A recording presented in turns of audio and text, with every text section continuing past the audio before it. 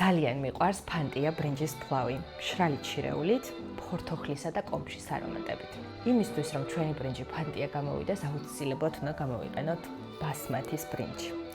კარგად გავრიცხოთ ბრინჯი და დავდგათ მოსახარშად. ახლა გავასუფთავოთ კომში, გათლა არ დასჭირდება. ხოლო და ეს გულები და კურკები ამოვაცალოთ და დავჭრათ სასრული ზომის ნაჭრებად.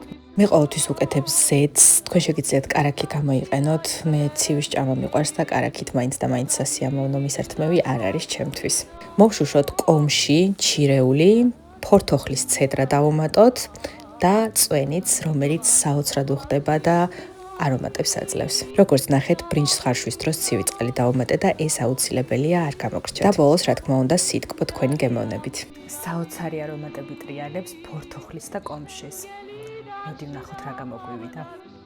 აუცილებლად სცადეთ ეს მეთოდი ძალიან გემრიელი გამოდის.